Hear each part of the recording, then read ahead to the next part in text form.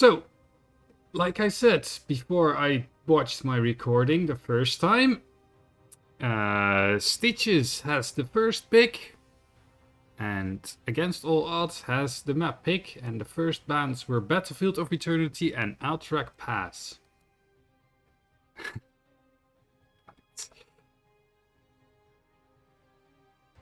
Towers of Doom is also Garden of Garbage. Wait, mixing, you lost to a Murky? Okay, that's not good.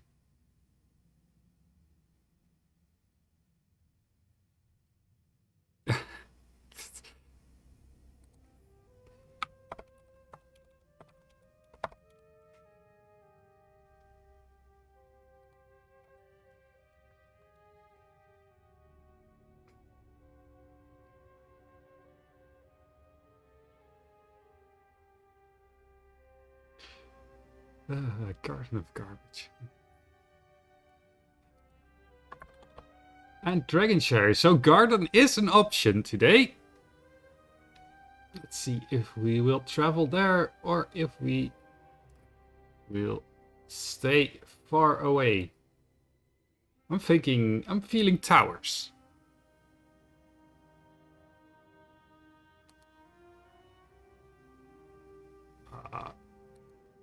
These, if anyone is interested, there's a lot of GIF posting in Match Lounge 19 at the moment. It's kind of funny.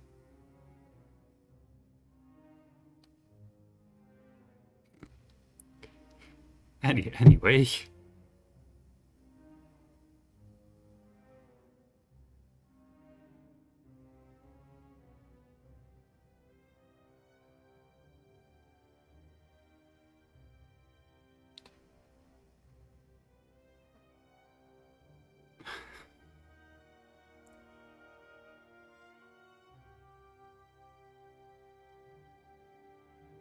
You're still there's still bantering going on.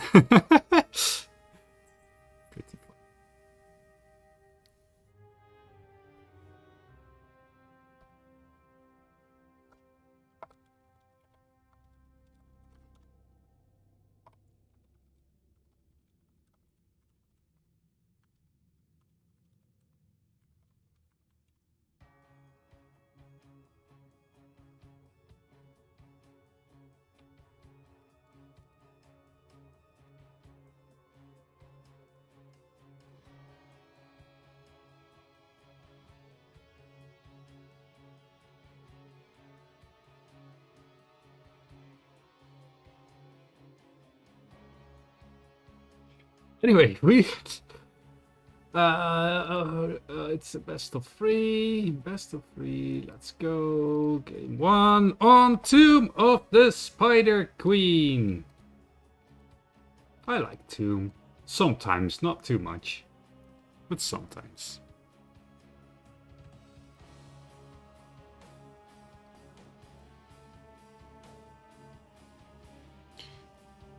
Let's see if somebody has...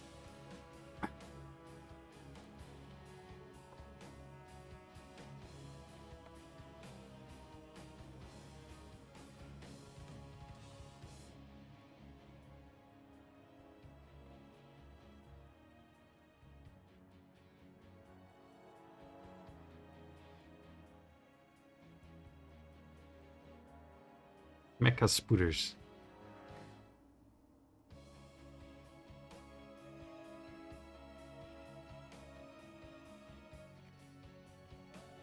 Yep.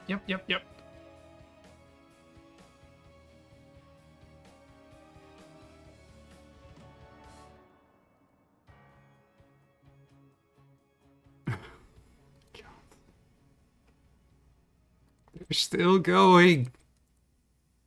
I mean, if they keep bantering during the match, that'd be great.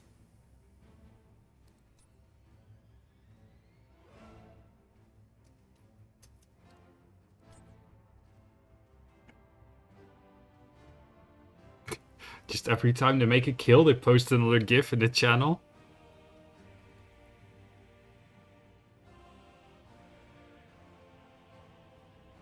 Oh, Plant, thanks for the follow. I totally missed that.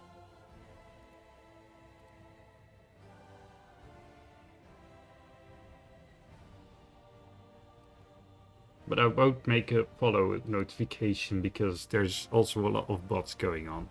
But I will mention you during the stream if I catch you. And of course, subs will always be mentioned because they're subs. They pay me, sort of, kind of, I think. Because I'm quite a new streamer. No, I'm not a new streamer. I'm a new affiliate. Affiliate.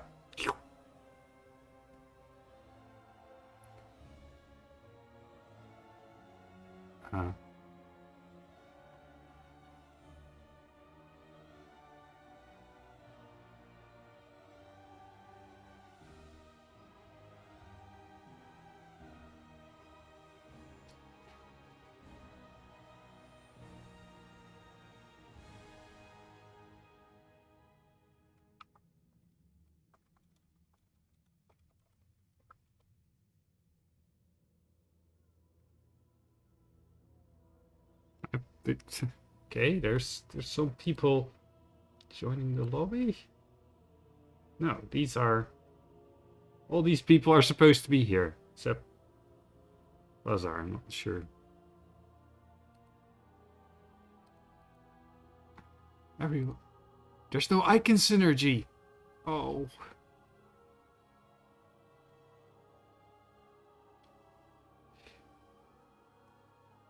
Catch them all. I'm going to try. I am going to try.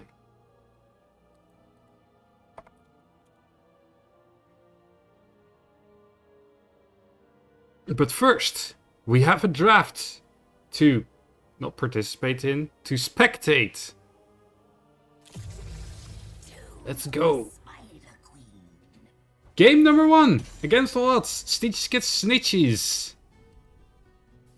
Tomb of the Spider Queen. So, waves are pretty close to each other. So while you can still go for global, they're not the powerhouses that they are on the bigger maps. So I don't expect too much attention on them. They said before Brightwing got a first ban.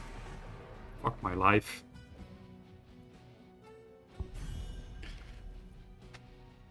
Okay, well, yes.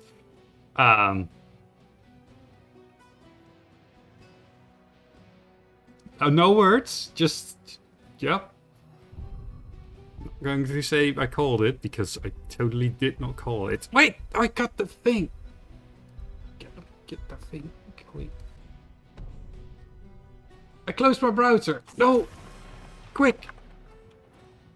Get back. Joanna ban for the wave clear. It's always a good suggestion. Anduin ban, that has to be a target ban. And Vala. Vala lost a bit of power, but is still plenty powerful, I can tell you that.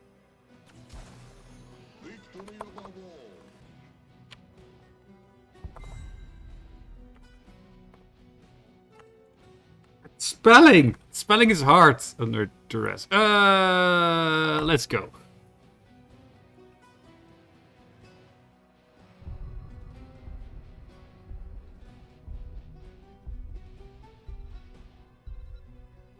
Stukov, the first pick. They banned out the Brightwing, and then we're like, Stukov. Can still go for the Calypso. This is game number 1. Why are you betting everything?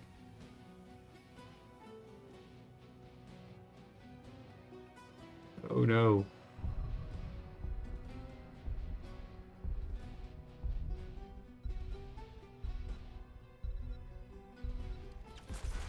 Lyric and Jaina. I like to see Jaina. I like to play more Jaina. So if the blue team wins this match, I can probably convince my team that I'm allowed to play Jaina once again. And for now, we have Nazebo and May. Junkrat is still open. It's kind of surprising to me.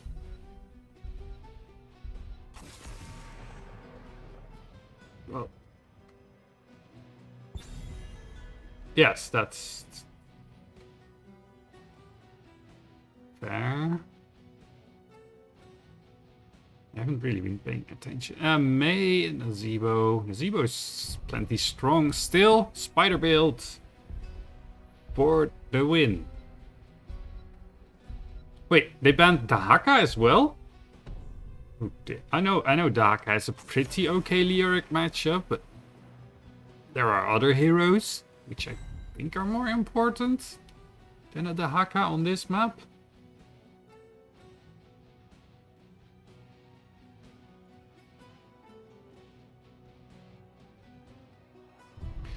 I'm thinking that the blue team will pick up their support in this rotation and their other DPS, it seems. Nope, no support yet. They're leaving that for the last pick, and that's gonna be a Blaze main tank. And a Sylvanas. Haka is... Yes, well... I wouldn't say always. He's never bad. Let's call it. Let's go with that. It is time. Oh, that's a beefy front line. Okay, so the red team wants to fight like a lot. They don't have anything of range really, because Nazebo is not really a long range hero unless he's channeling his ult. But Hogger and Zul. Yes, yeah, that's good call, Mixin. Good call on the Lucio, because that was what I was thinking as well. Lucio's still open. Lucio can free people from the blizzard trap. I'm not sure if it will be a Hogger 4-man or if it will be a Zul 4-man, because I have seen that more often. Like, I've seen that 2 or 3 times, and I've never seen a Hogger 4-man. Maybe I have seen a Hogger 4-man and absolutely crushed that, because it doesn't really stand out in recent memory. But B... I don't really believe B is going to win. I'll put in 50, I guess.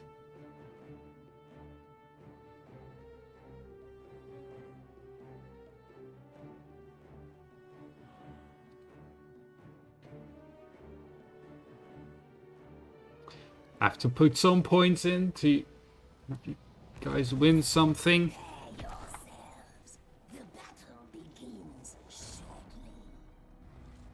But if I had, if you didn't all bet on Team A, I would have put a bet on A there, because I like their draft better. And they have Jaina. I want Jaina to win.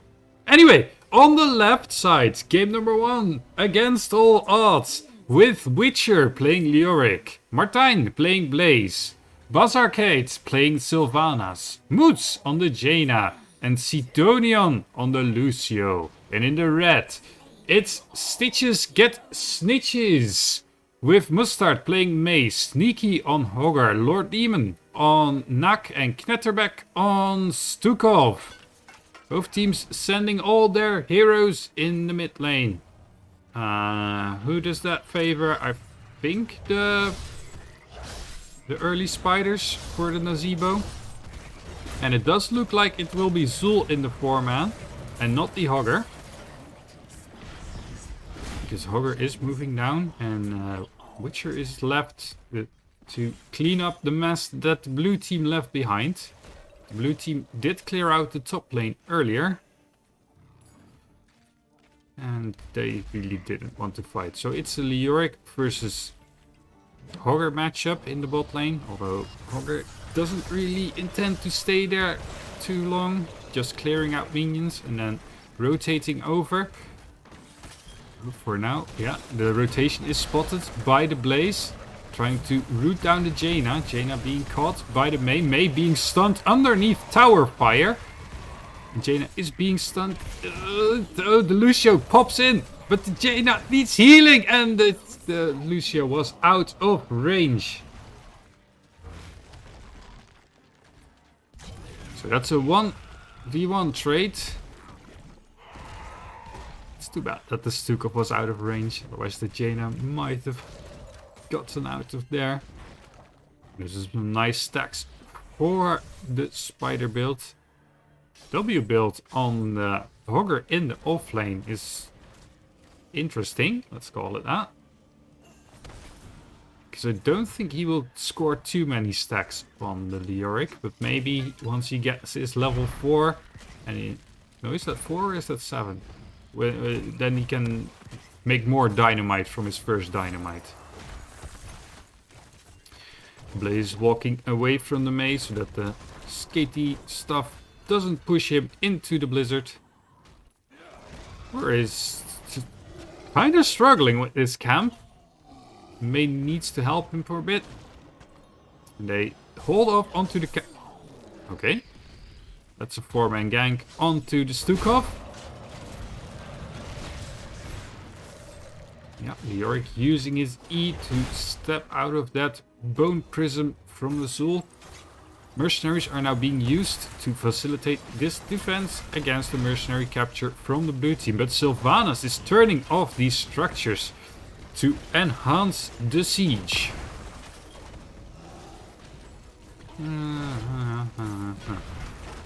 Ah, yes, the front line makes it more advantageous to take overwhelming affliction instead of the Q build. Stukov mod check. Oh, snowball misses. Stukov mod check. Stukov death check. That's 4, 5. No. Wait. Oh, here it is. Oh, I just died one time. That's not inting. Be nice, Calypsa. There's another fight brewing here. Both teams. The blue team almost has their turn-in complete. So the red team is just rotating around, trying to prevent any more gems from being handed in. Oh. Nice route onto the Jaina with a blizzard and a silence. And Jaina is just dropped. She needs her ice block to really stand a chance in there, or have her front line be there instead of like not be there. Now the blue team is just rotating around, trying to prevent any sort of turn-in by the red team. And Leoric was able to hand in some gems in the bot lane. Yeah, like Leoric is just... In the early levels, he's just destroying the Hogger. Oh, that's a bad catch on the Lucio. Just missed that. That's unfortunate. Sylvanas is thinking about it. Yeah, probably shouldn't have gone in there.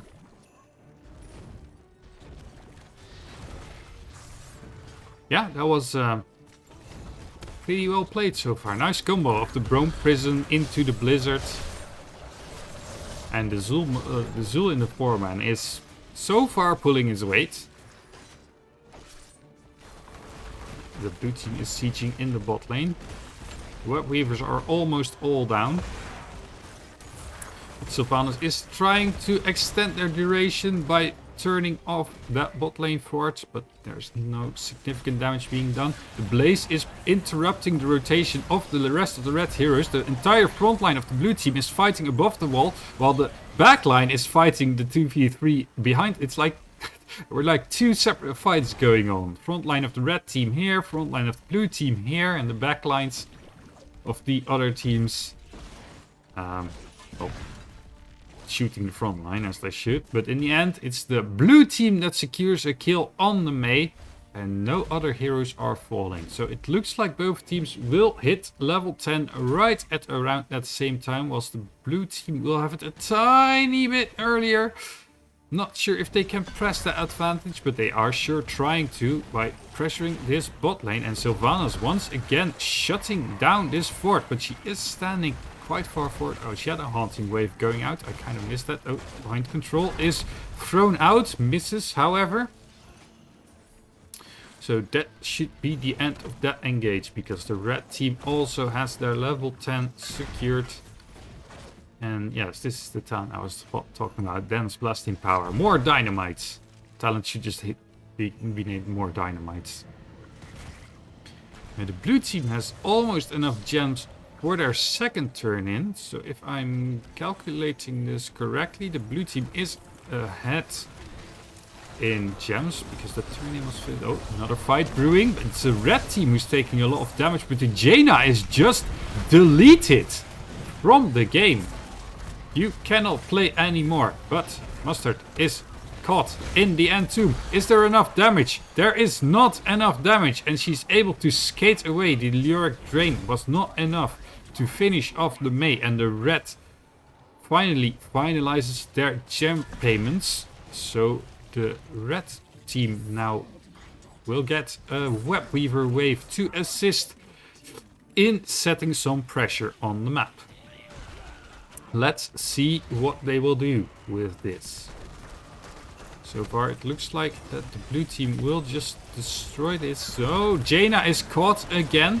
This time Blizzard already used. Unstoppable used by the Lucio. Will Jaina survive this? He is falling very low. The dynamite of the Hogger almost securing that kill, but the Lucio heals were enough. And Ice Wall dropped. These are two very healthy heroes, but they are both stunned and silenced by the Stukov. And it's the Lucio who's getting dropped. Sylvana's also falling very low. And I think that the red team can set enough pressure here, because both the DPS of the blue team will have to retreat. And this fort is indeed falling to the red team. And the mid fort has also fallen to just this Hogger and the Web Weaver, of course. Giant wave. Let's go. Anyway, 2 forts down. So the red Web Weaver wave was indeed more effective than the blue Web Weaver wave was.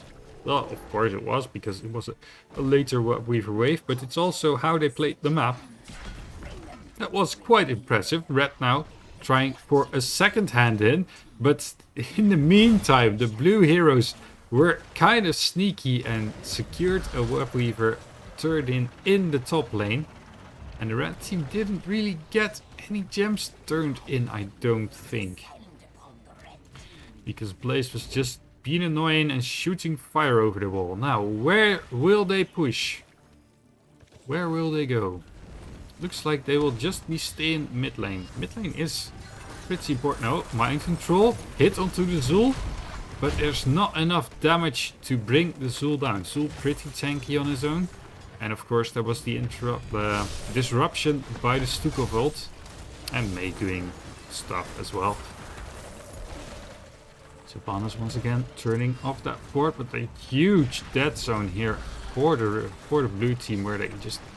you can't step into that silencing zone. And it looks like that this Web Weaver wave will also be cleared without suffering too much damage for the red team. And it looks like the blue team will have to force something somewhere. Because for now these Web Weaver waves are just not doing enough. Another fight brewing. There's 5 blue heroes here and only 4 red heroes. But the red heroes only need to prevent this turn-in from happening. And they're just rotating heroes around to the bot lane to hand in one by one. While the other 4 are just taking pot shots and interrupting. Oh, and 2 misses. That's unfortunate.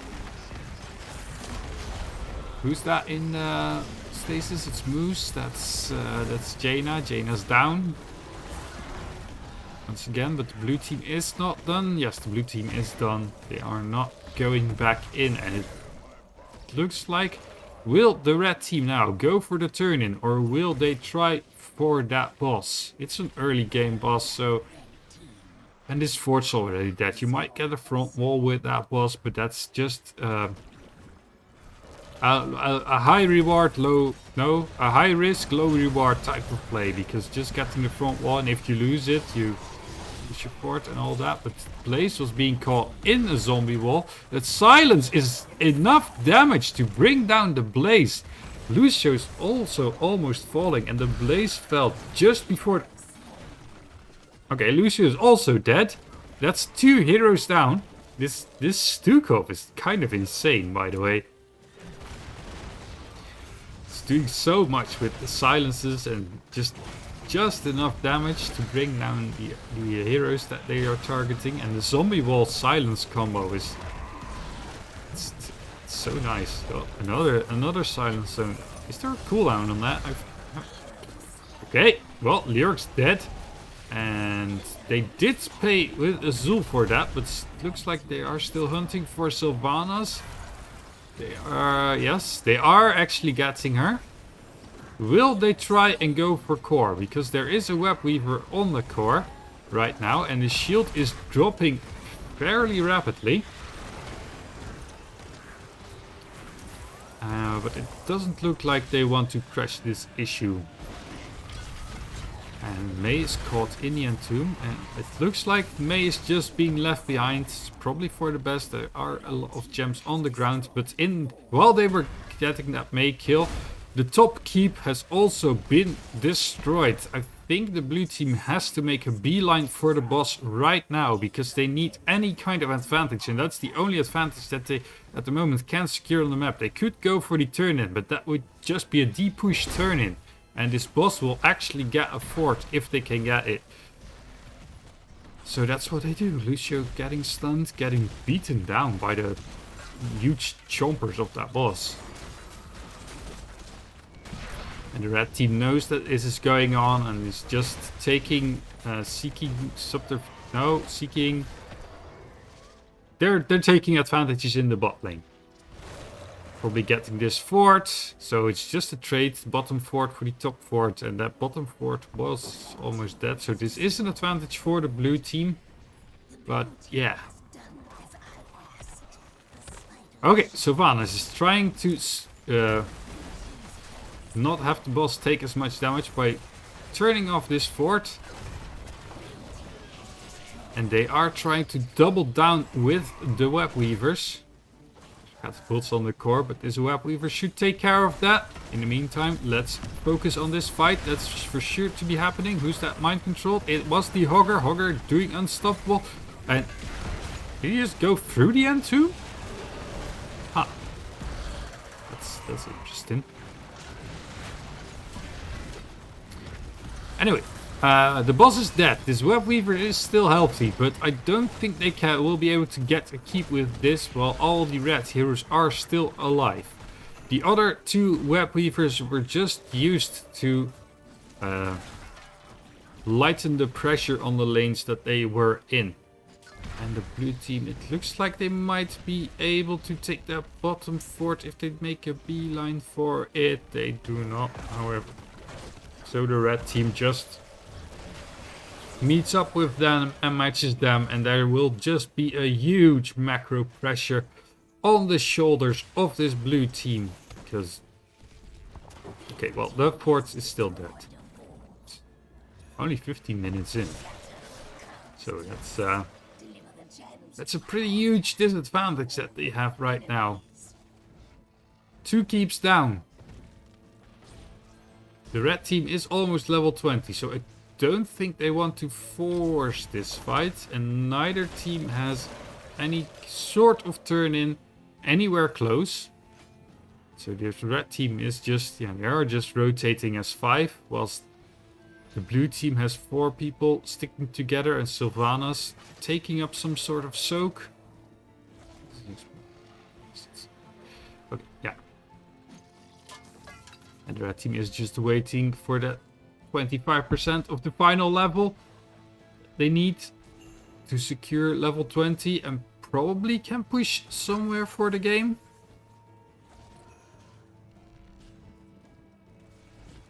They don't have to force anything, of course, because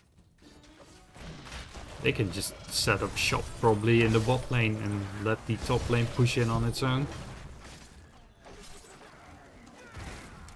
Because the blue team does not have a web weaver wave available. So they don't have to take care of these 2 turn-in points. They can just take these mercenaries, siege the bot lane, let the top lane build up some pressure, and once one of the heroes of the blue team has to back off, then they can go and fight.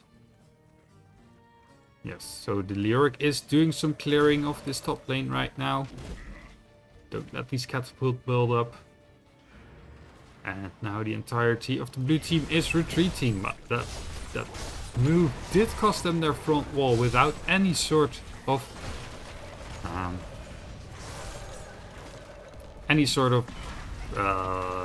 words. Words are hard, I don't know. They just lost their front wall for free, basically. And now the final fight of this game, probably Leoric down. So this keep is dead. The blue team is retreating, going back to their core, trying to set up a defensive positions there. Now let's see if they can kill that Blaze, or if Blaze will be able to get out. Blaze is able to drop his bunker. And it looks like the red team is not interested in sieging this core at the moment.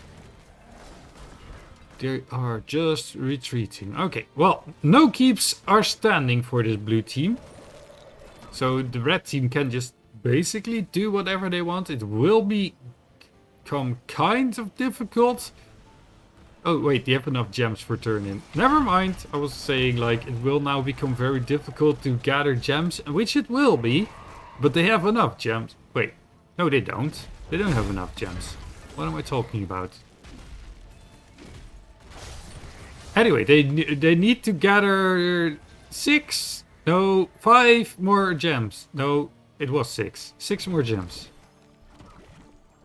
To have an entire turn-in complete. Nav is hard.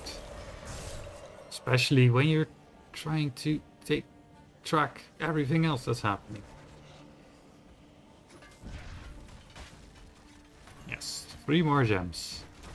Where will they get them? There they are. These are 3 gems. 3 gems in disguise. Now, the blue team has to stop this. Because this spider... Oh, stuck in the zombie wall by the Blaze. Blaze dropping his bunker. Mind control missed again. That's not good. The silence entomb on 4 members. But there's no follow-up on the entomb. The Hogger is dropped, however. Nazeebo also fell.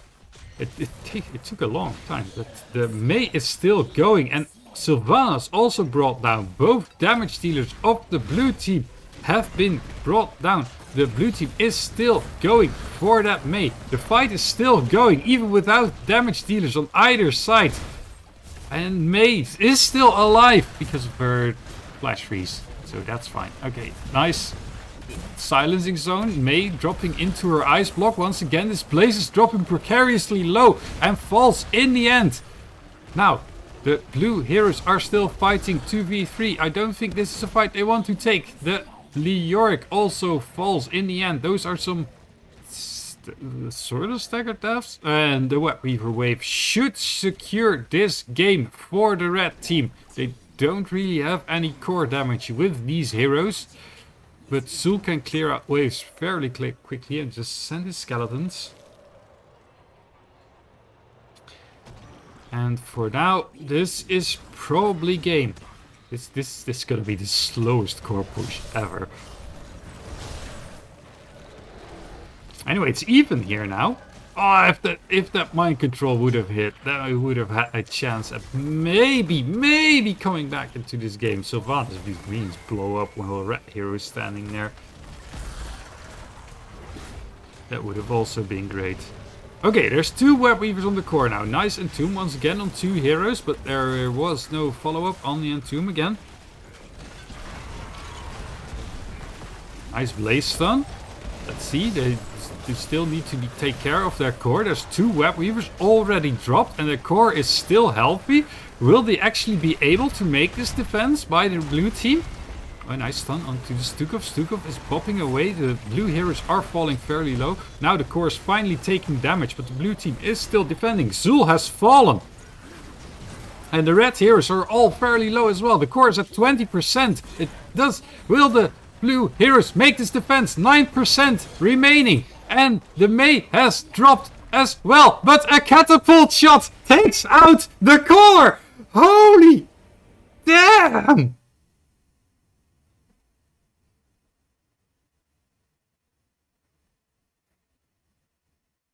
Okay, well, that was exciting, to say the least. That map didn't end how I thought it would be.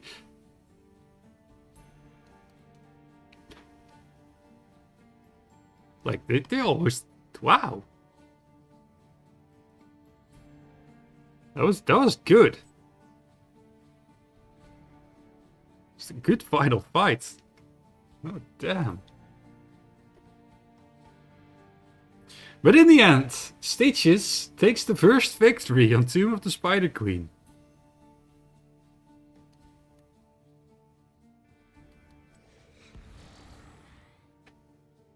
That was that was a nice final fight. Oh god.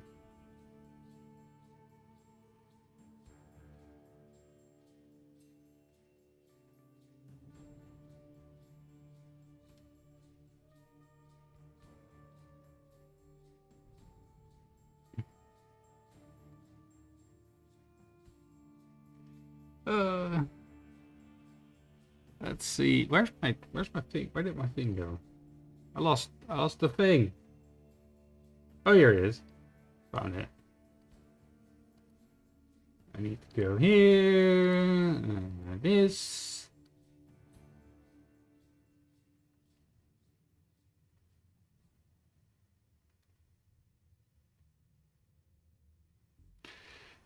And it looks like, against all odds, we'll take first pick for the second map. Let me get my stuff going. Back to Gauntness.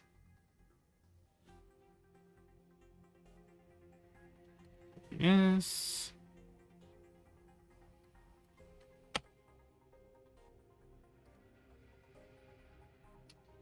Well, no points if you can guess what the next map will be. Because it's the Heroes Lounge favorites. It's Infernal Shrines.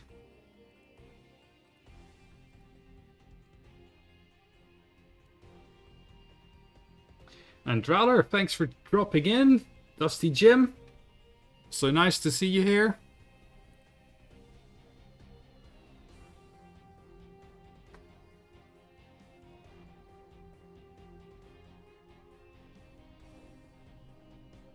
They're just clowning with me, are they not? Infernal Shire. They banned Dragon Shrines and now they Infernal Shire. It's not.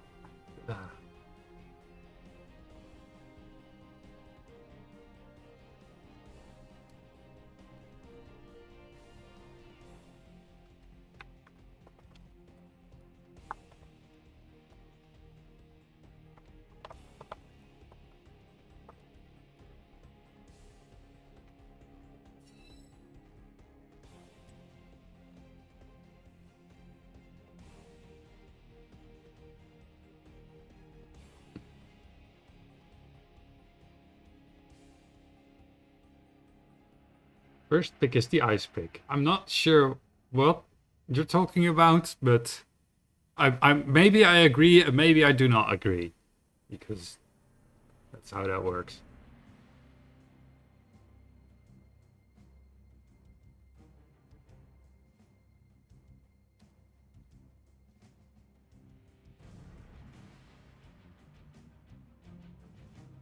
What are you talking about, Jim? I don't get it. Catherine Tremel. Who is that?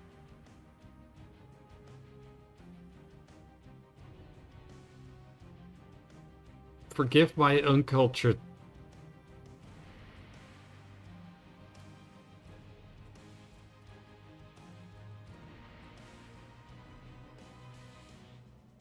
What are you doing?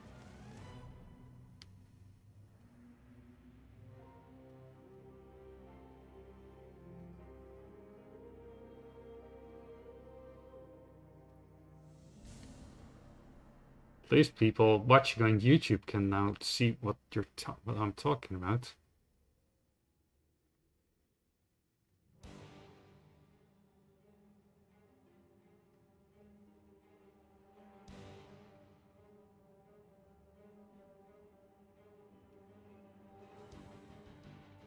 Well, I failed the test because I have no clue what you're talking about.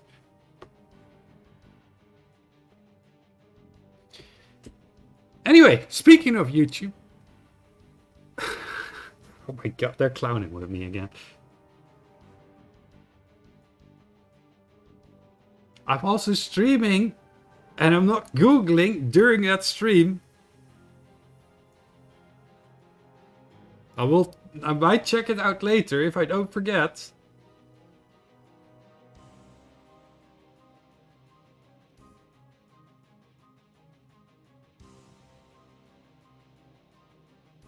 But usually, if people start shouting random stuff on the internet and you start Googling it, you're probably going to some Rule 34 site. So there's that issue as well.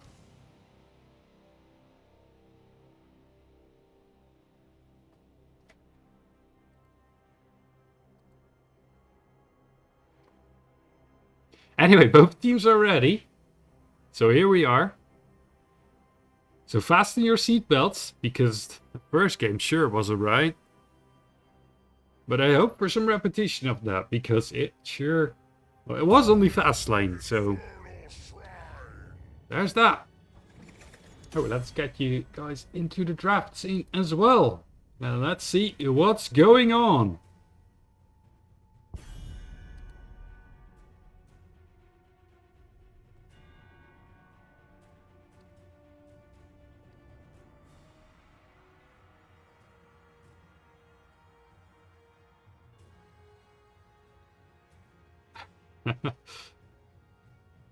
Well, yes. But we didn't fall asleep, so there's that. We just confused. And what can I say? I'm not too up to date with all the kids these days, cultural references and all that. I'm like 5 years behind on all that. It has been a rough year. So I'll forgive myself that. Ah, the power of Stukov. The team played him so hard, they now have to ban him himself. It's just... Well, Hogger is pretty obnoxious on this map. If you know how to spin on the shrines, that's really annoying.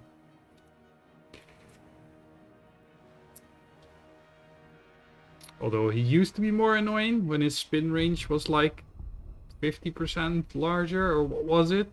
Was like huge.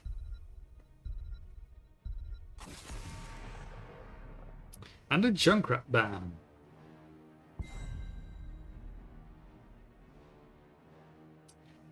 Also understandable.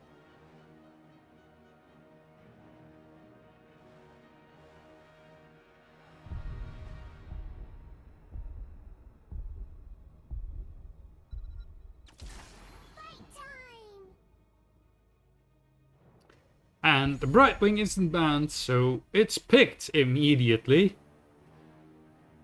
The power of globals. Now let's see if we can get a Dahaka to counteract that fruit fly. No, they did not. They did not ban 2 healers. Well, there's Dahaka. And there's Jim's favorite hero. It's the Deckard. Everyone sleep when he casts his ult.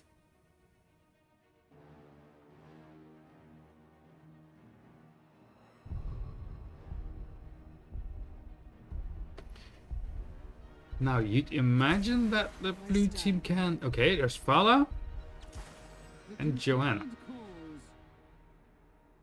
I was thinking that maybe they'd pick their offlaner in this rotation.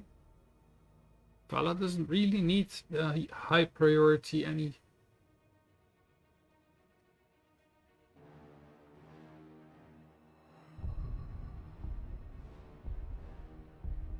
Catherine Trembl's Basic Instinct, it's the 1990s. Dude, Ramon Marshall is 1940s. Dude, it's not modern memes.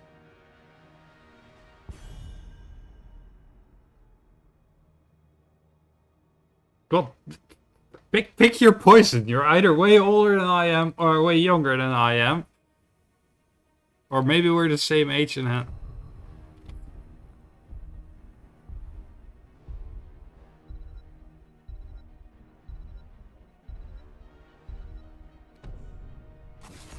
just haven't read those books. That book.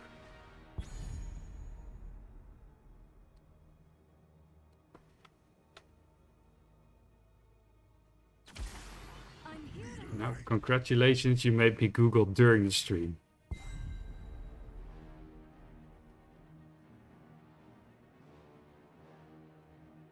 And I'm not sure why I should know these references.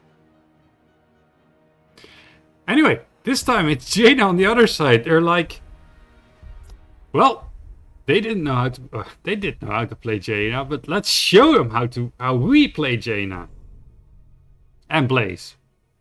And well, yes. Okay.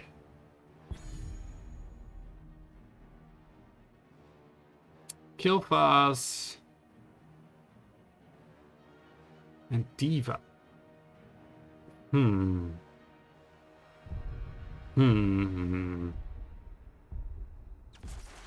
every death comes honor.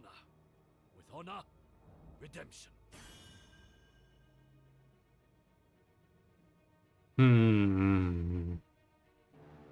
Oh, crap, I forgot to start the fate.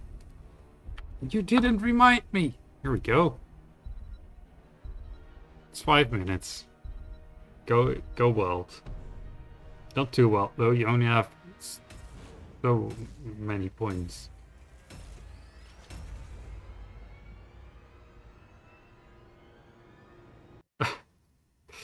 Almost nice, but no nice. No nice today, Calypso. No 69 points for you today.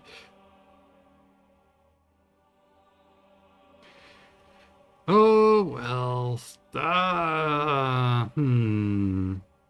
I just feel like that the red team was like, oh, you played these heroes last time. Let us show you how they're supposed to be played.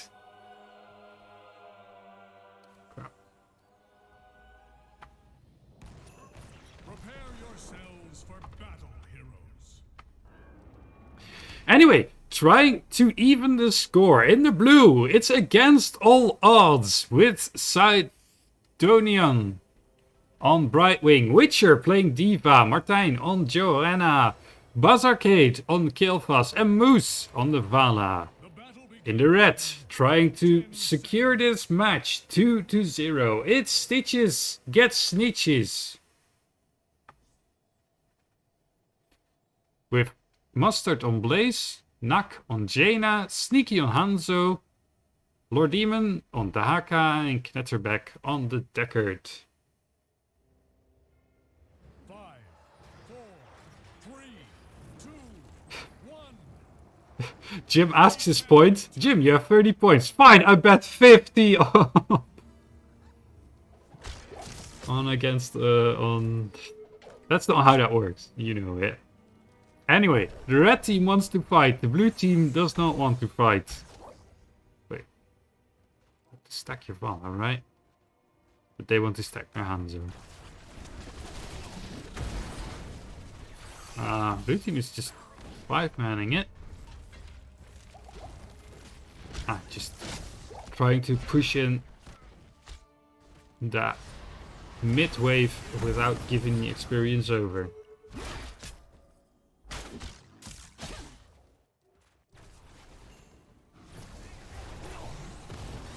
Nice try. To the Haka.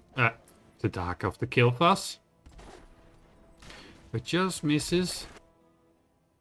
Oh, another pause by the Mustard. Tactical pause. Maybe. Maybe not.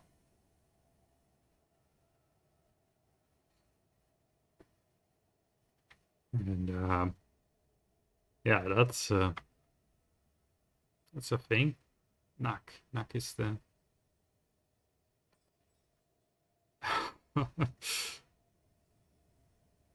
or triangle.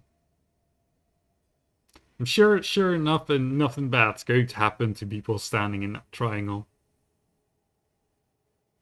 Anyway, the red team has kind of this Circle trying to prevent the blue team from going to the top lane, I think. Blue team is just forming a ball of death here.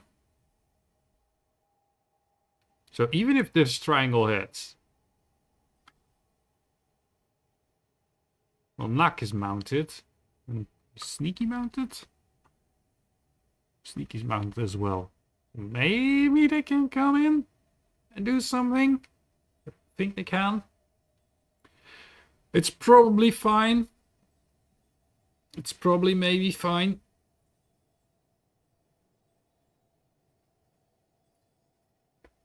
So... Thanks for your expert commentary, Witcher.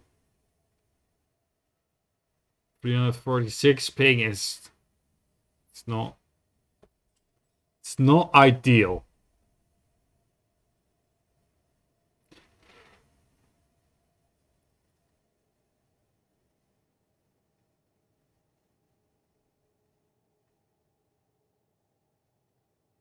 So yeah. Now we will just be sitting here and waiting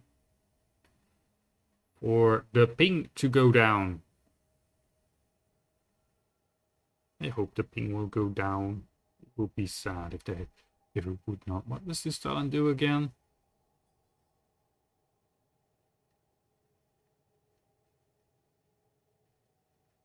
Oh, just heals more.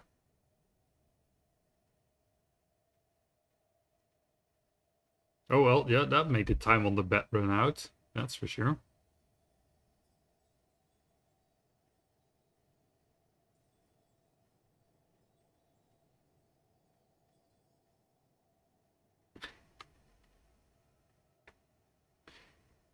Okay, it looks like the problem has been sorted. No more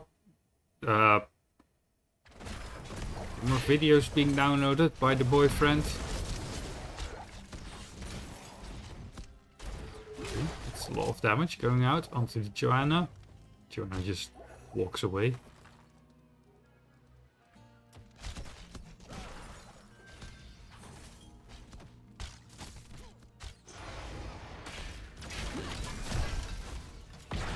Teams securing their own siege camps, which will clash in the mid lane, unless the offlaners will do something to stop that. And now both teams fighting in the bot lane, trying to set a point onto the bottom mercenary camp. Nope, Nak is down. Still more fits being downloaded. Oh, looks like Nak is back.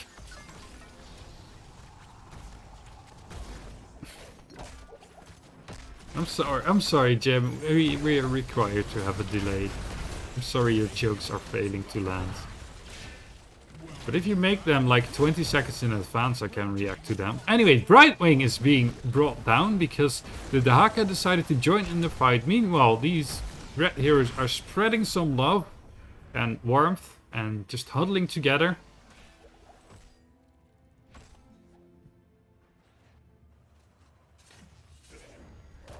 Yeah, well, so the lag did not prevent that takedown from happening. Anyway, that kill, like even the score for that mercenary camp that they did not get. Sort of. This mercenary camp is... Yeah, you want to take it, but on the other hand, it's the top shrine. It does help if you can push in your minion wave, then it does push the heroes off in a disadvantageous position. Let's call it like that. So it does add some value to take that shrine, to take that camp, even though the shrine is in the same lane as this camp is. There's only 3 red heroes here though. And there's 4 blue heroes. And last time I checked, 4 is more than 3. But here's Blaze, and here's the Haka. So now 5 is more than 4. Basic maths. And Div1 is still not here. Trying to get level 7 for the blue team.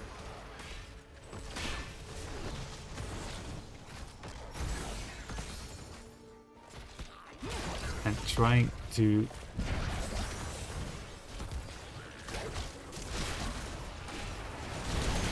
Oh, nice stun by the Diva. Going through the... Well, through the red team. And setting up that kill onto the Blaze. Now the Haka is in a spot of trouble. But it is Deckard who falls first. And the blue team is still hunting for more.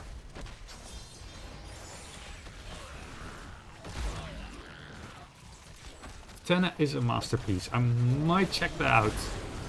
I have not watched movies in like a fair bit. Like in the last movie I watched has been over a year ago, I believe. Anyway, commentating on the match. It's a nice Punisher. The Punisher was baited over the wall. And it's just the front wall, it looks like, that will be caught here. There's still a numbers advantage for the blue team, so they might try to set up for something. And no, the red heroes say no. No to that. But that was a good fight for the blue team. And they do take some advantage.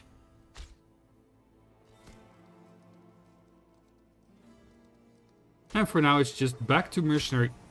Oh wait, Daka took down the mech of the Diva. And that's an invade going alright. I don't think this kill felt... Oh, that's a lot of damage into the hallways. Oh, still alive on the Hanzo. The blue team does still keep on fighting. That's a lot of damage going out onto the Joanna. But Joanna is still alive. Jaina taking a lot of damage.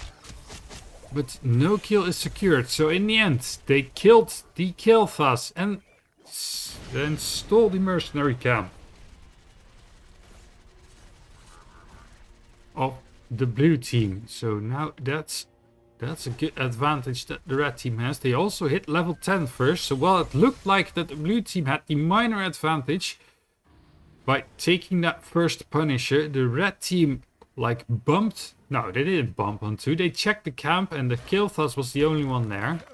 That was, oh, nice 3-man sleep. Nice stun by the Blaze. Arrow onto the Kilthas. Kilthas falling.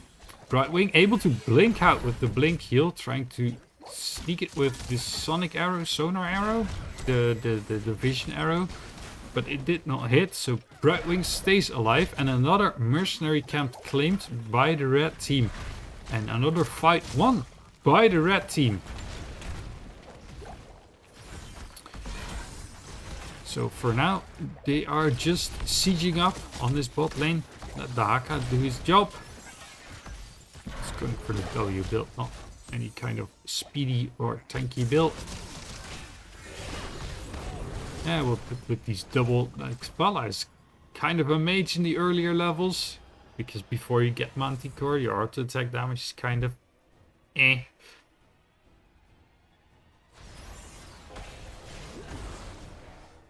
And your range too low. So, now the blue team wants to invade the bruiser camp of the red team. And it's another stay a while and listen. Joanna uses her falling sword to counteract that, and Diva went for bunny hop to just prance around in the stay a while and listen. And for now it looks like the mech is falling fairly low again. It looks like, oh, the bomb is popped right before the shrine phase. That is a shame, because now she won't have it during the shrine phase. That's what you happen when you use a long cooldown ability right before something happens. You won't have it during the something.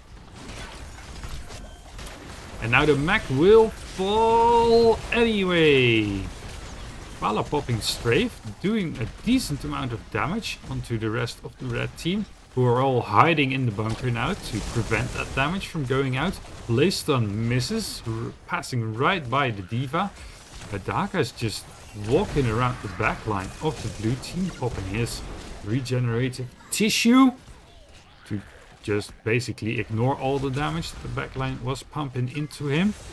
The blue team is, however, leading in minion kills. Skeleton kills, minion kills. So they have to be careful. Nice damage onto the Jaina, but that leaves the Joanna alone in the backline. And that's not really where she wants to be. Taking a good amount of that.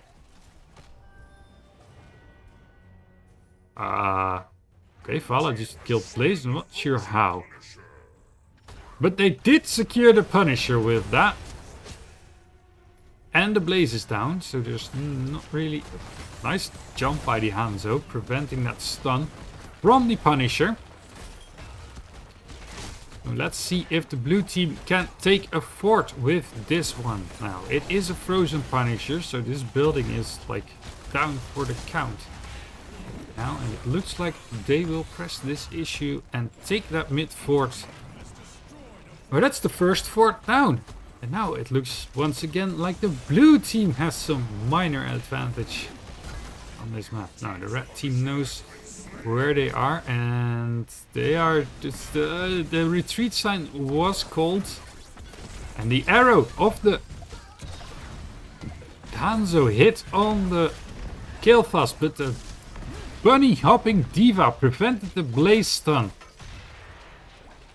So that was very well orchestrated by the blue team. Like, they saw that their Kael'thas was in trouble. They knew that they couldn't take this mercenary camp. And then Diva just bunny hopped to keep the Kael'thas safe from harm.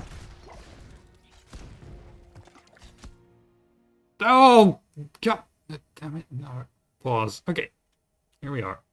Let me, real quick, take a sip.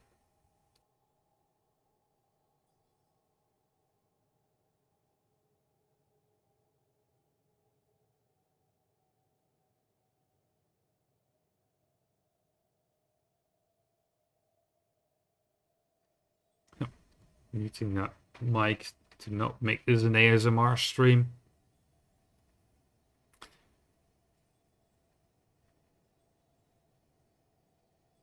Resetting the router.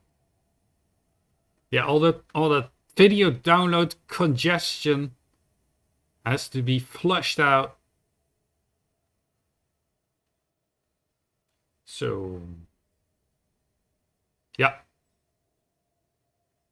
May or may not alleviate the problem.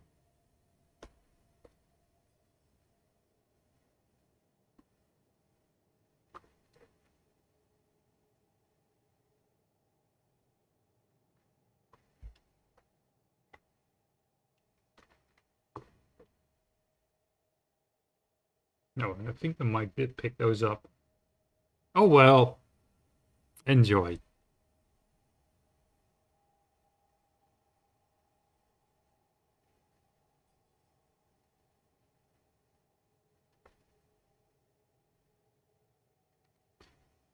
Yeah, for now it's just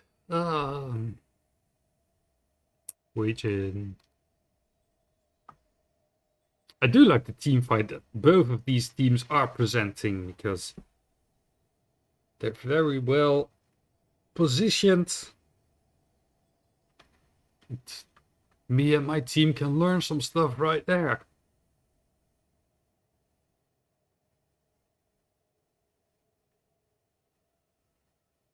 What is this down? I know I checked this once already. It's just like the Leorix Ossian's renewal. Ossian's thing.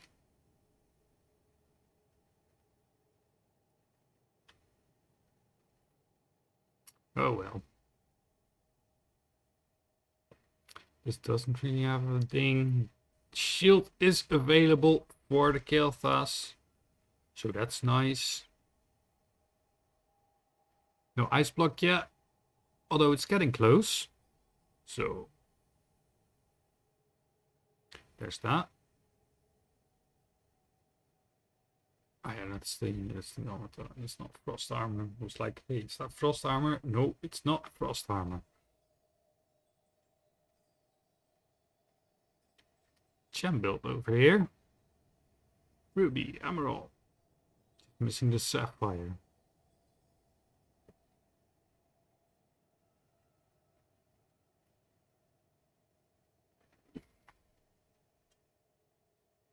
And large potions.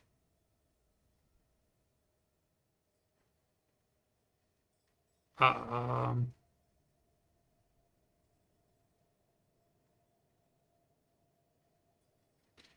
Yes. So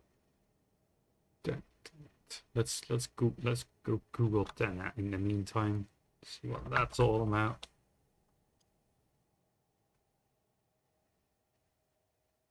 Oh, it's a movie on 2020. No wonder I didn't see that one because, like I said, I haven't watched movies in quite a bit.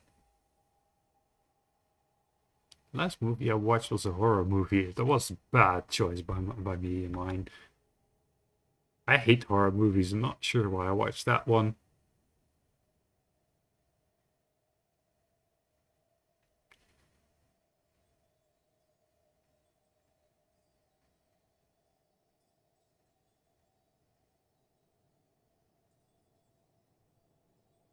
It does look interesting.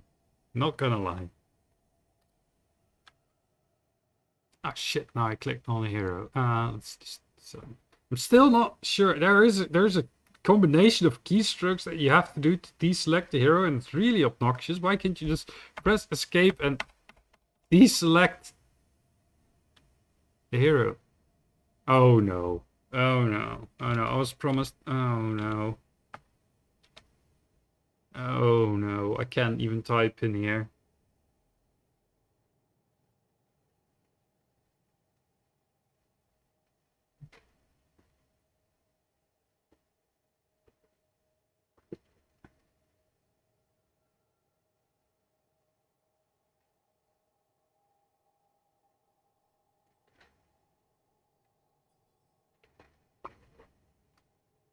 Oh my god! Wait, wait! Give me a bit.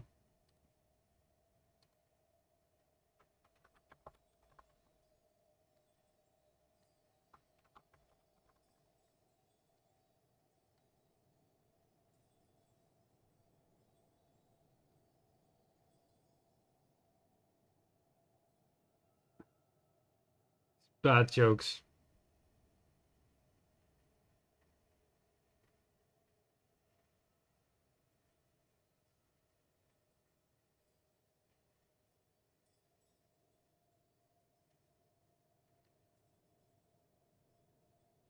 Shouldn't you hide the map to prevent the teams from spotting each other? Well, in theory, there's the delay for that. And, yeah.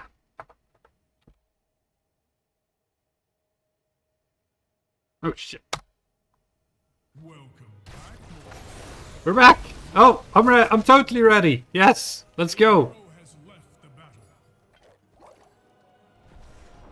Like, go to a blank screen. That doesn't really do it, because then they can still go back to the VOD and go to the point where the game was paused, so it takes a bit more effort, but I could have gone back to the schedule screen, I guess.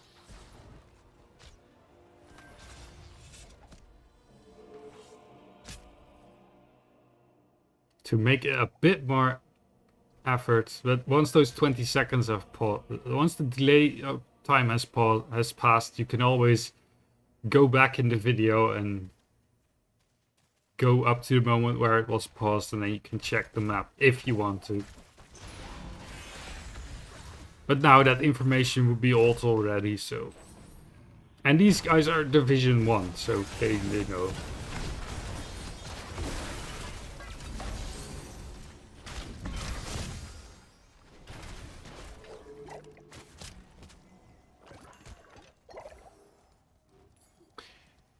Anyway, both teams are like setting up on the bot lane. Is there a fight brewing or not? Jaina is incoming, so that will give them an advantage here. And they know that Diva is not here because she just cleared out the mercenaries in the top lane.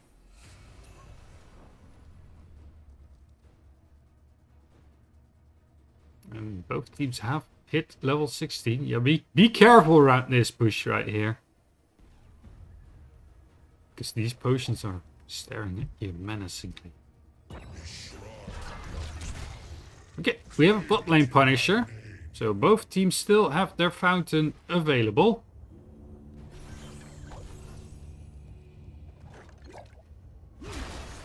Yep, okay. Joanna spot the red team. So now everyone knows where everyone is. And we can make another fight right here. Only one fort down so far, so neither team has a real big advantage. Going into this fight, there's no mercenaries pushing anywhere. Brightwing has to use her her mount ability early to heal up the Diva mech. Diva has an explosion available, will pop the explosion. In the meantime, fight is going on in the bot lane, so that explosion is only used to secure a few minion kills and to heal the Diva back up to full. Okay, there goes the stay a while and listen, hitting the entirety of the blue team. It is followed up by a Hanzo arrow onto the Vala. Vala is down, but Jaina is quickly followed as a kill on that. The blue team, however, is very damaged at the moment, while the red team is still fairly healthy, all things considered.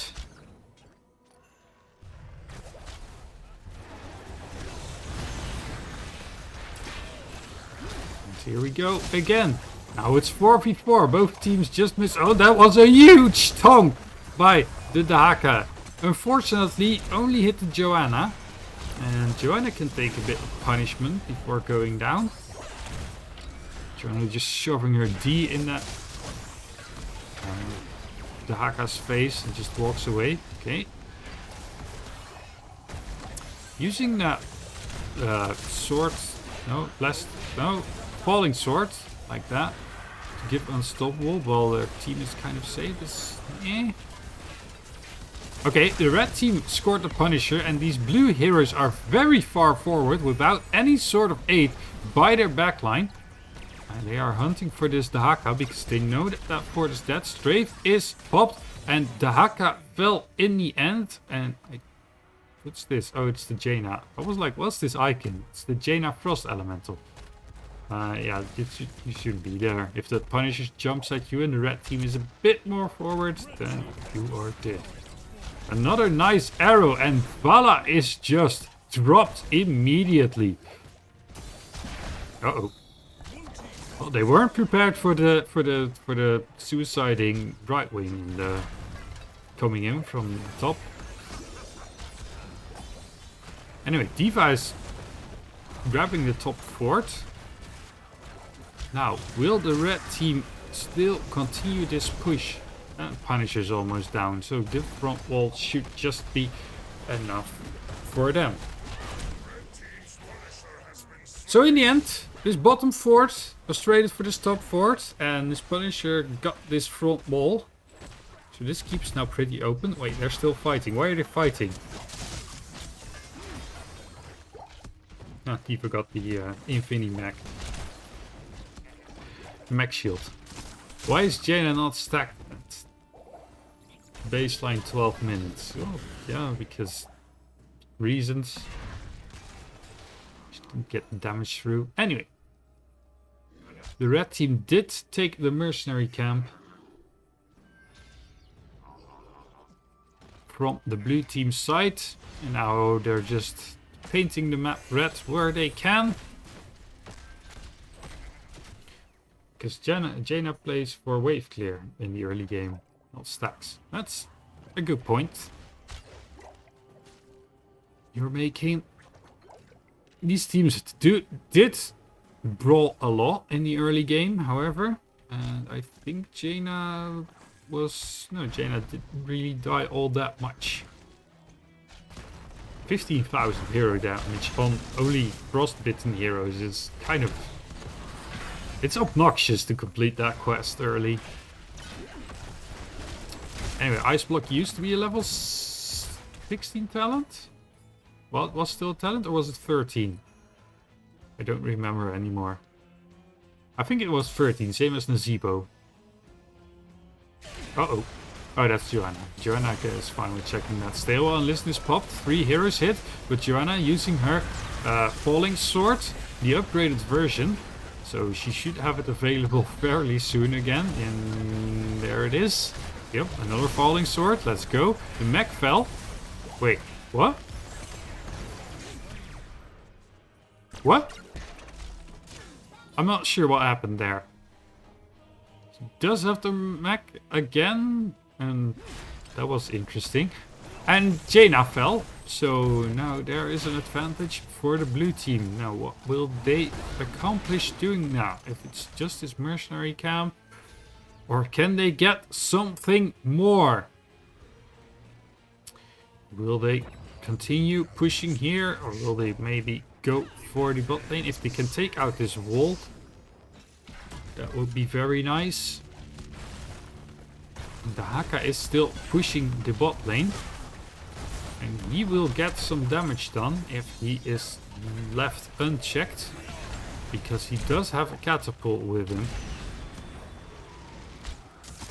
It looks like the blue team will just go for this Punisher. Will they send someone back to clear out that minion wave? Or will they just leave it be? That's the question. The Haka is still going. This keeps dead. So, the positive aspect about that is the blue team does not have to send anyone back because that keep is dead anyway.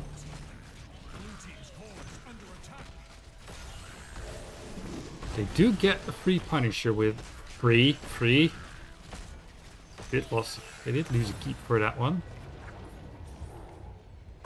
But as long as it was a conscious decision, that should be fine.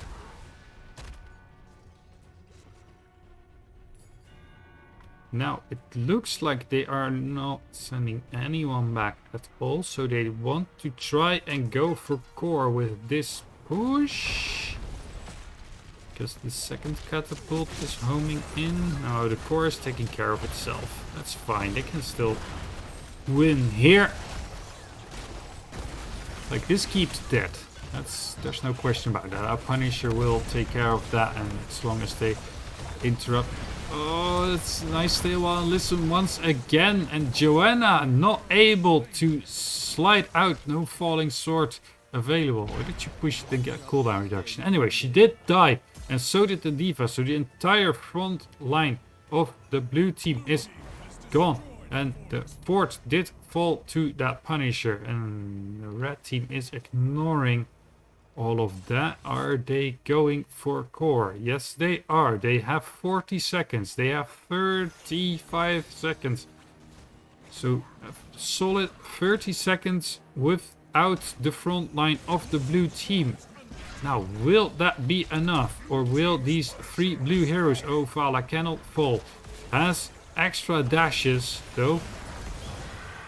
Oh, that's a nice triangle. But no follow-up. Yes, there was follow-up. The silence bided the Haka, but they just stepped into their Hall of the Storms to prevent that silence. Vala going strafe in. Activated. There is some damage going out to the core, but I don't think the red team can finish right now. Unless they can secure a bit more kills. That's a nice stay a while and listen once again. D.Va is just hopping in place. Now the bomb is falling. That should be the end of the Hans. Oh wait, Hanzo was over here. That was Deckard. Anyway, the blue core did take some damage. Now they are hunting for more kills, but the red heroes are mounted up and are backing off. And without the kill task are the blue heroes. They are also marching for the core.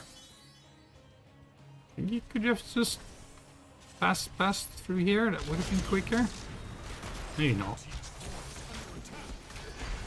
Ah, no kill on the Jaina. The mech has been brought down. The red team needs to hold out here for 20 seconds. The kill task is also not here. That's a nice route by the Jaina, but Jaina fell in the end. And I don't think that the blue team has the damage right here to end. Before these heroes return. So now oh, Hanzo is down. That's a huge kill that they got right there. And Joanna's just playing backup healer right here. There's no falling sword to interrupt the stairwell, and listen, Div1 trying to prevent Deckard from entering the building. And for now, the blue team is putting out solid damage onto the core, but they do have to finish. Catapults homing in on the core. I think this could be game. It is game indeed, and the blue team secures the second game. So we will be going to a game number 3. GG's and well played by both teams. That was a nice back and forth. Very well played by both teams. But this time, the blue team takes the victory.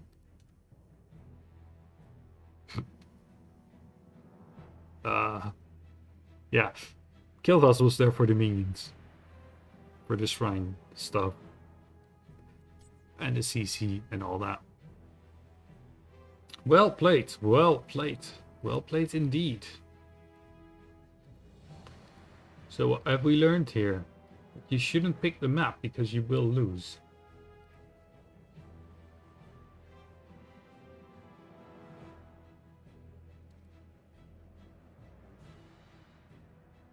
So we will be going to game number 3. That's cool. I love it. Or I like it.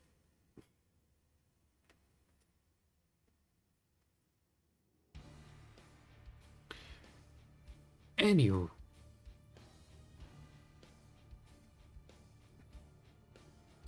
Yeah, these games are exciting so far.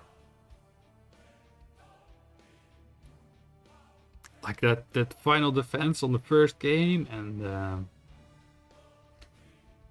well, this also here, the final fights on the core, and the red team not able to push through, and the blue team not able to push through, and then getting a good team fight in the end as well. It's very, very nice. Oh no. Oh no, the Stitches didn't learn. They took map pick. Oh no! Ah, blah, blah. Wait, I need to add. Div1, that one.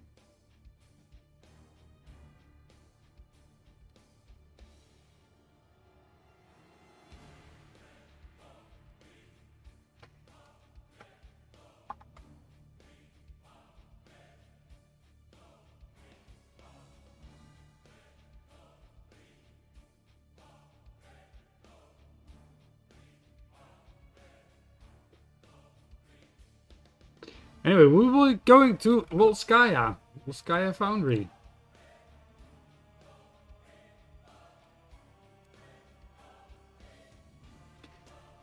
I don't like that map.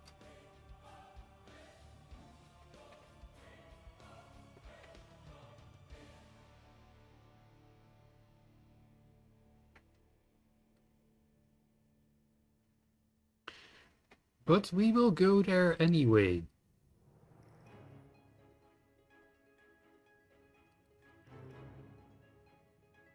While we have a bit of downtime, if you are not following the channel yet, please consider following the channel or subscribing if you're watching this on YouTube, I guess. It doesn't cost anything, and it does help out the channel, whichever channel you're watching is on.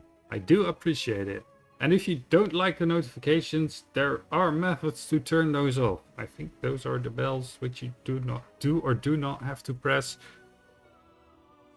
But you are using your platform of choice, so you're the expert on that. Yes. Probably, maybe. That was my self-shill for today. Thanks for listening to my talk, shill stuff.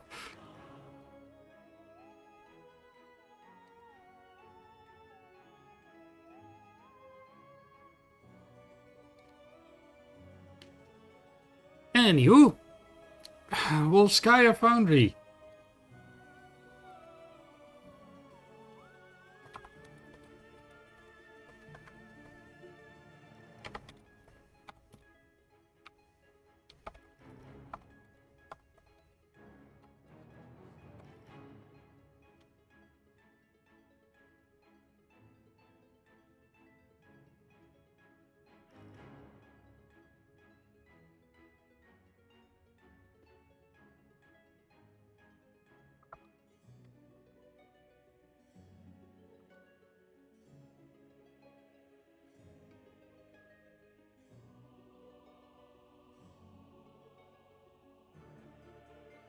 The teams both have just agreed to end this game on a core rush as well.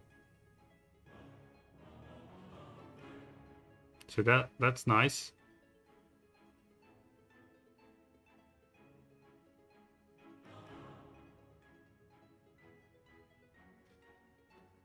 Game number 3 in this best of 3 series between Against All Odds and Stitches Get Snitches. We will see which team will prove to be victorious in the end and which team will... What? 3 minutes in the maintenance game story. Let's go. Yes, let's go. Let's go. Oh, I cannot type. No matter. Let's give it. Win. Let's go. Let's see who. Oh, let's have you. See what's happening as well. Final game. Volskaya Foundry. Now let's see if the bans will be repeated or if there will be some significant changes to be had. Now on Volskaya, the objective sucks. It's just go for the turrets and all that jazz. The objective itself is bleh. Yeah. It's like yeah.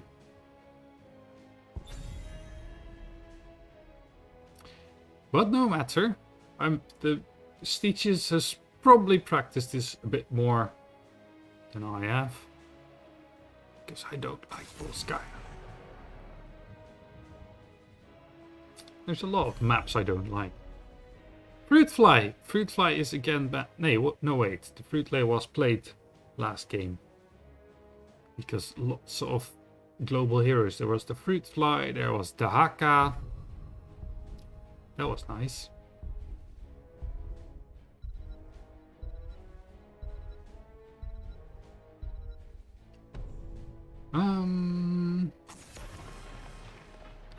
Yes, the Hanzo arrows. The Hanzo arrows were pretty amazing. They usually resulted in a kill. Of course, there was the setup needed for those arrows. Because barely was it that the arrow... I'd say rarely, but I think there was 2 or 3 times that the arrow actually set up the kill instead of, like, there was setup for the arrow. But yeah, Stukov, once again, highly rated by both teams. And immediately countered by an Ubrak and Leoric. Wait, Leoric picked by Nak this time. Nak was the damage dealer in the first 2 games, if I recall correctly. Playing the Nazebo and the Jaina. You have another Vala game. Probably going for the Q build again. Because if you stack that Q build in the early game, you can do some insane amounts of damage in the late game. Going with the Vaulty. Launching 4 arrows in quick succession. Dealing like 1,000,000 damage. That's like all you need.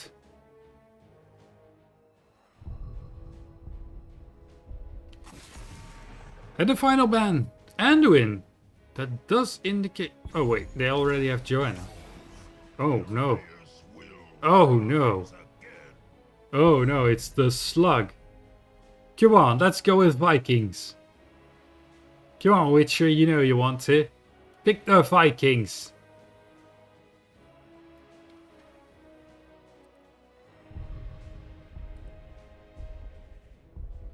Go and pick Vikings. You know you want to.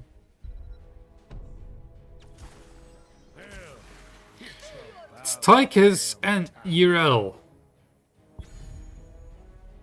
Huh, Tychus. Tychus here. Well, I could use some Tychus tips myself, so I'm going to be watching this game on the edge of my seat. No, not really. I'm sitting comfortably with my back to the backrest of my seat. Don't sit on the edge of your seat, that's bad for your back. Final pick. This final game. It's... Wait, what? It's going max attack speed Greymane here, it looks like. Or maybe max attack speed Leoric with percentage damage. This is an interesting build, to say the least. Is anyone still betting or not? There's the thing going. Okay, final game of this series. Against all odds versus Stitches get snitches. Let's see who will win in the end.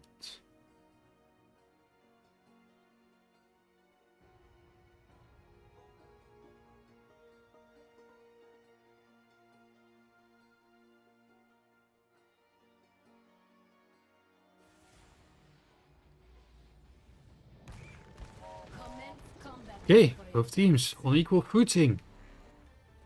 Now, I don't think they really need any introductions, but I will do so anyway. In the blue, against all odds, with Witcher playing Irel, Martijn on Joanna, Moose playing Vala, Buzzarcade on Tychus, and Sidonian on Stukov. And in the red, Stitches get snitches. With Mustard on the Nubarak, Sneaky playing Greymane, Lord Demon on Abathur, Knetterbeck playing Morales, and Nak on Leoric. Now Abathur facing off against 5 heroes in the mid lane. He's ready to slap. And just sitting behind the gate. They are chasing the top lane with the Beetles. Almost getting that first tower. And oh, Greymane took a wrong turn right there. Taking a little bit of unnecessary damage that he did not have to. But yeah. There's Abathur. Sitting princely in his... Nope. Nope, he's leaving. He has had enough. Now the murder death kill squad is going in the bot lane. Trying to kill these beetles as quickly as they can. And that's another tower they... Oh, Switcher trying to cut them off. It's able to cut them off.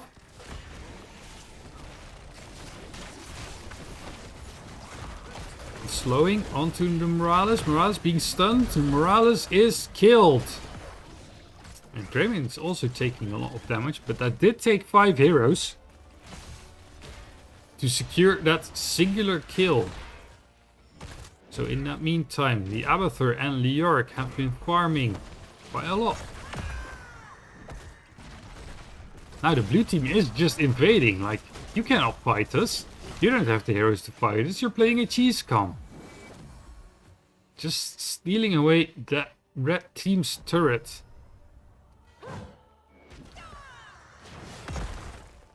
Oh wait, talents. Whoops, my bad.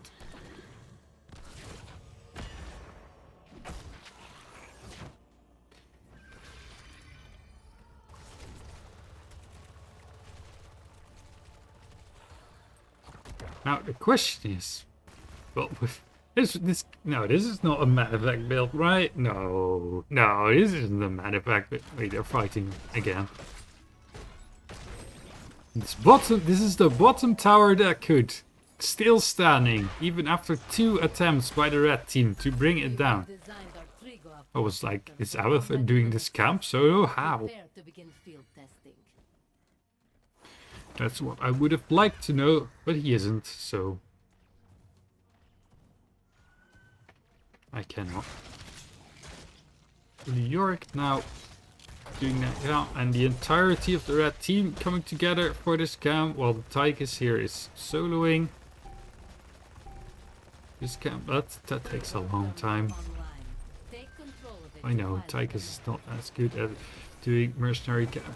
The blue team has all the items. It's like 3 items for the blue team, 0 for the red team. So I don't think that the red team has any intention of going for this protector.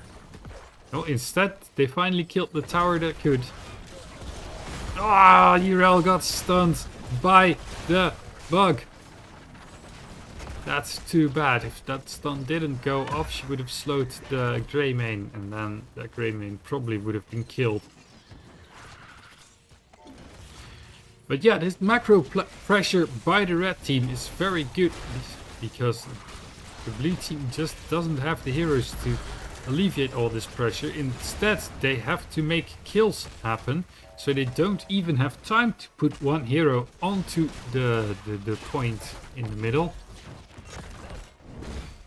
And yeah, the York is just pushing here. Now the Urel has to de-push this. In the meantime, they're just fighting here. Trying to go for the second tower. Now, finally, Joanna took up position on the point. The blue team is ahead in experience. So if they can just keep this up. They are trying to go for an invade onto this turret, and they are successful. This is the 4th item for the blue team, while there are still 0 items for the red team. That might just be the point on which the blue team wins this map, because the item advantage is kind of insane. And the blue team will run out of buildings to cheese. Sometimes. Very soon. Now, the red team did get that top lane fountain. So they will have an advantage on that shrine fight. If they decide to take it. In the end. Well, Liork was standing ready to drain. Liork did hit the drain, but got the hand. Talk to the hand. Now, do they have enough damage to bring down this protector quickly? Stukov immediately leaving the protector, instead swapping out with the Vala. And yeah, Hero can't just jump into the bug here. And that's the end of the fountain. Now, will they go for more? Nice damage onto the bug. They are level 10 though, but they have 2 heroes into that protector who are kind of useless at this point.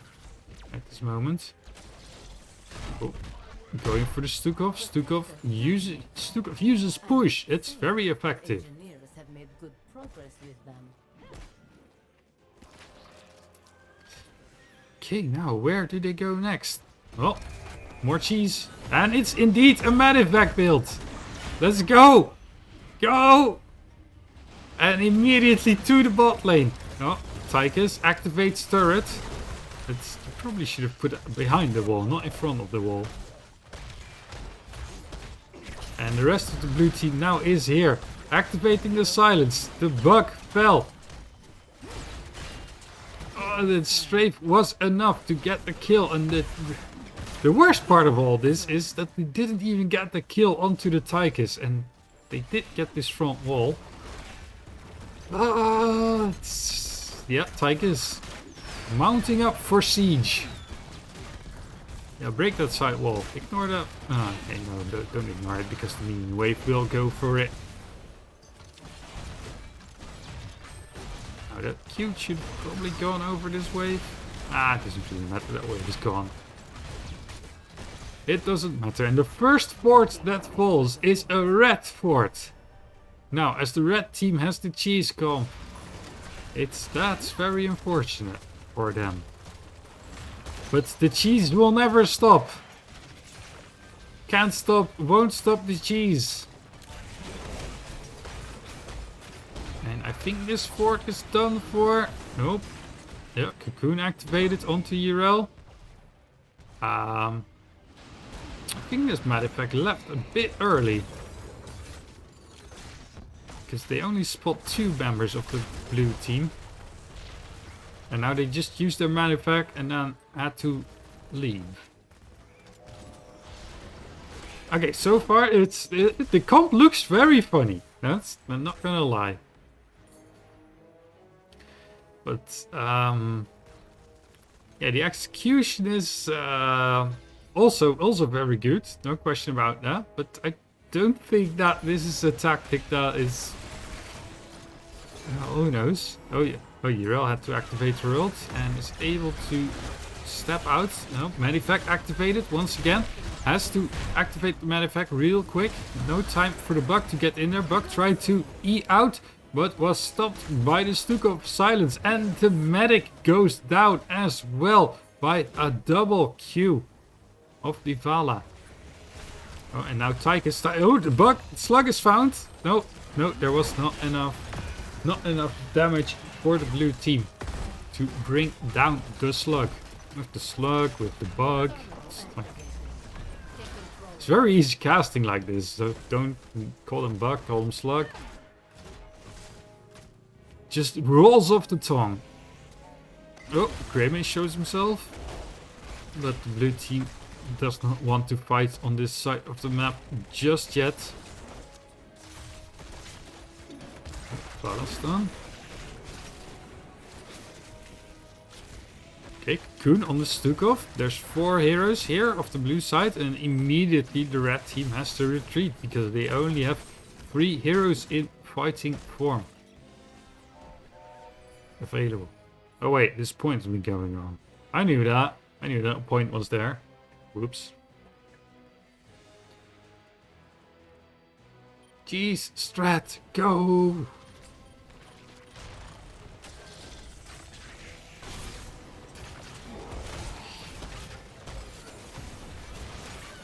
Blue team is ready for this. Not slapping the Greymane into a corner. And that's Greymane down. Medivac activated. Bug enters. And Medivac is gone. Now, now there's a lot of red heroes here in the top lane. And the tomb was already activated. Oh, the grenades. That might have just saved the Tychus. Well, it did save him a bit of time. But in the end, Tychus falls. But the Greymane is also still dead, so the blue team is not afraid to keep on fighting and bringing down this Leoric. They are at 99% already, so just grabbing that point for a bit should be enough to grab that Protector. Now, will they take that Protector to the mid lane? Or will they try to go for keep with this? Well, they have a mercenary camp, they have a catapult. What more could they need? A healer. The entire team, the entire red team is here. Nice Entomb onto the... Whoa! The Entomb is used against them. Their own abilities turned against them. And Stukov is not able to enter the Protector. And without a gunner, the Protector can't really participate in this team fight. That's a lot of heroes dead for the blue team.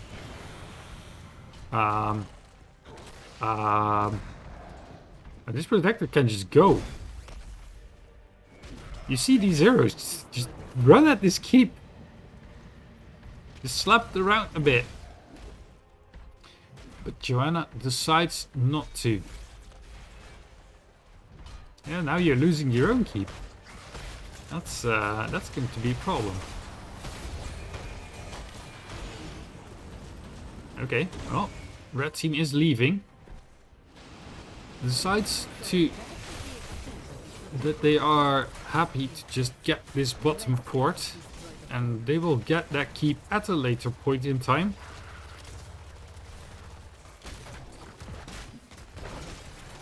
Now, can they keep the bug alive or not? Yeah, that stun on the Vala should be enough. So yeah, Medivac build, Medivac team so far is it's very good at taking structures quickly, and if they can get a few kills, like by using that Entomb on a singular hero and just pointing a random amount of spells at said hero, and then killing that hero, then they are just free to do whatever they want, because they can be wherever they want and whoever they want. Don't let your memes be dreams, everyone. Don't let your memes be dreams. But the blue team is still superior at team fights. Or at least they should be. That's how they get all these turrets and items and stuff. Do they still have carrying capacity? Looks like the Stukov still has a slot in his inventory. And the Jirel also has some more free space. Now, murder kill squad in the bot lane. Let's go double grey main this time. Yep. And the blue team shows up, so it's time to leave with the medivac. And Tychus got killed. And this keep is goners. Now, the shield is used to keep them into the silence area of the Stukov a tiny bit longer. And that should be enough. That means that double healing beacon dropped to keep the Vala alive. Bro. Now, you just lost your keep. Will you go for a counter keep? Sure looks like it. Just hit level 20 as well. Tychus can defend the rest of that. Leoric using his Brave Walk to hamper the damage with his with this. Okay, let's keep down. They are not going for core because they learned their lesson. Going for core too early can just cost you the game. Now, the point has been caught.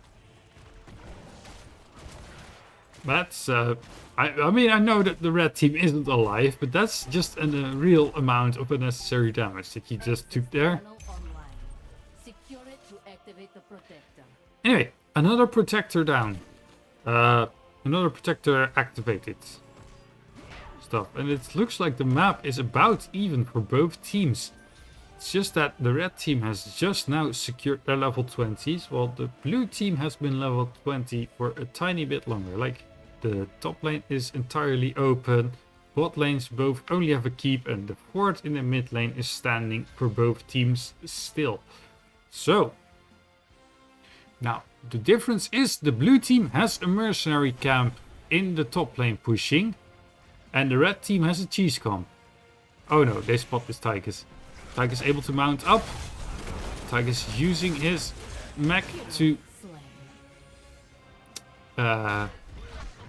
gain a bit of armor and distract the red team for a tiny bit.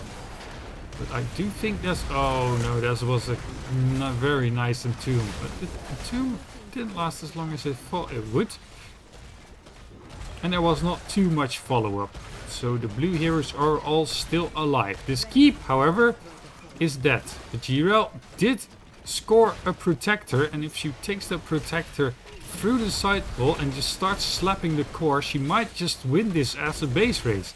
And it looks like that's what she's planning to do. Now, these blue heroes need to stay alive because these red heroes will deal more damage. Oh no, Jirel, that's not the way you should be going. Oh no. Oh no, just cue the side wall and walk here. Oh. Oh well, if the blue heroes here kill, yeah, okay, that's a trade. No, Vala's still alive. And I do think that the blue team will take this away in the end. Oh, Medivac. Medivac took them all back. That's good. I need to slap this for a bit. I don't think there's enough damage to take down this protector. It's the little murky that could. What's it again? The little meal that could. Okay, protector down. Still think she should have gone through this side wall. But in the end, it wasn't enough. It was a very enjoyable final game. But it didn't have as much fireworks as the first two games. like definitely fun to watch, but yes.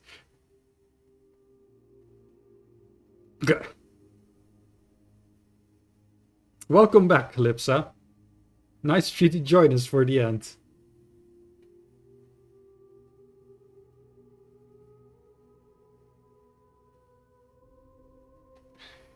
Anyway, that was the final game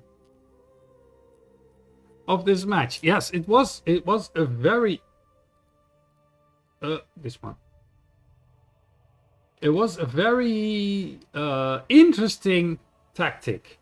Let's call it that. And it did work for some amount of times, but the blue team was just very on point with countering the random cheeses of the Anubarak, Greymane, and Lieutenant Morales. Anyway, that's it for me for the night. I will thank you all for watching. This video will end up on the YouTube somewhere, I think in the next 2 weeks somewhere. And yeah, congratulations to Against All Odds for taking this victory. But I'm very sure that Stitches Get Snitches will also make it far in Heroes Lounge, because they were no pushovers by any means.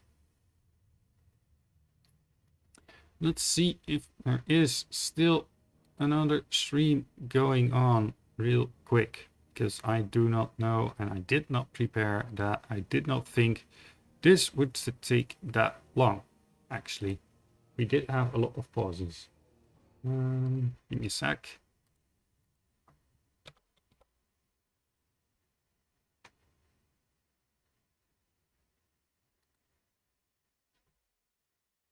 Nope, all other streams are already finished. So I will just end the stream right here. And I'll see you guys next time.